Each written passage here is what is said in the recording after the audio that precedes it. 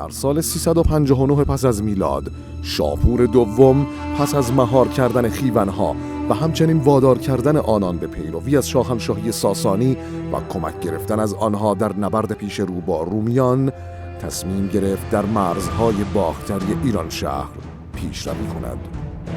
در این هنگام امپراتور روم کنستانتیوس دوم نسبت به وفاداری فرمانده نیروهای خاوری امپراتوری یعنی اورسیسینوس به طور فزاینده‌ای بدگمان شده بود و این ژنرال را به سابینیانوس روانه کرد. همینطور که خبر آفند نیروهای ساسانی در خاوران روم گسترش یافت، ترس و آشفتگی در میان نظامیان و غیر نظامیان رومی بیشتر می‌شد.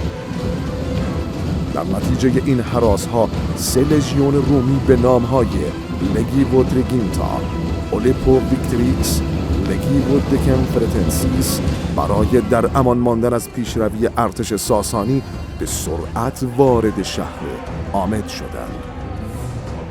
به نظر میرسد شاپور دست درگیری با دژهای مستحکم رومی از جمله نسیبین را نداشته و ایرانیان می‌خواستند که با دور زدن ارگ‌ها و دژهای مستحکم به پیشروی هرچه سریعتر خود به سوی سوریه ادامه دهند.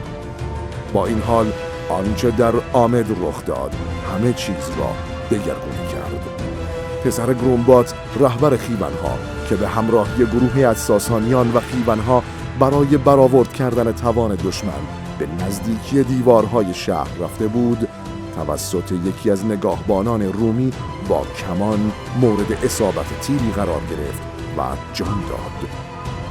گرومبات پس از آگاهی از این رویداد خشمگین شد و با تمام نیرو و با همراهی بخشی از نیروهای ایرانی به شهر حمله ور شد.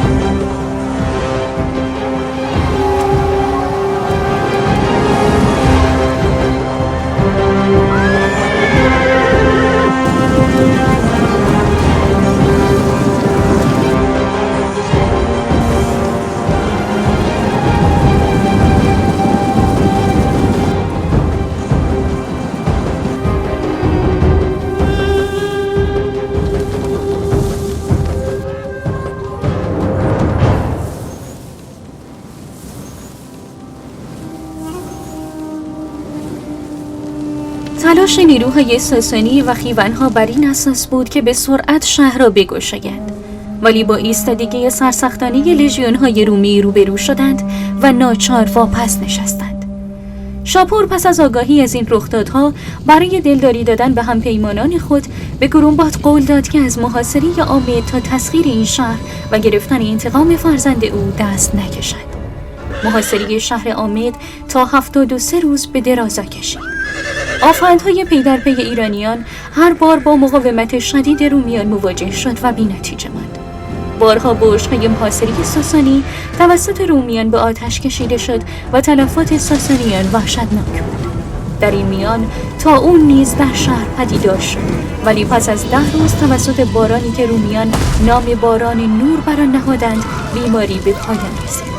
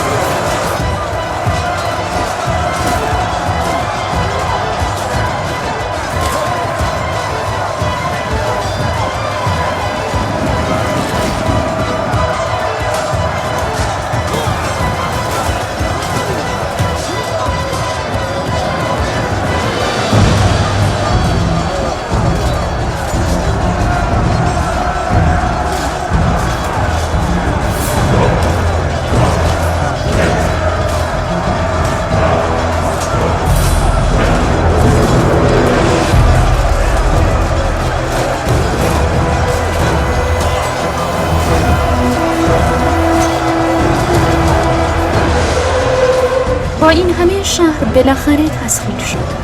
بازمانده لژیون‌های رومی توانستند به سختی خود را از محاصره رها کنند و به سمت شهرها و دژهای دورتر از محل درگیری بگریزند. پس از این شاپور شهر سینگارا را نیز گشود و در سال بعد دیگر قلعه‌های رومی واقع در شمال میان رودان نیز گشوده شدند. زد و خوردهای مرزی میان ایرانیان و رومیان ادامه داشت و در سال 363 میلادی به پایان رسید. در این سال امپراتوری مصمم زمام امور امپراتوری روم را در دست گرفت و با لشکری عظیم‌تر از آنچه شاپور انتظارش را داشت راهی تیسپون و ارمنستان شد. او ژولیان مرتد آخرین و شایسته ترین هماورد شاپور بزرگ بود. این نبردی میان دو ابرقدرت زمانه بود، نبردی که تا سالها پیامدهای سنگینی برای بازنده میدان در بر داشت.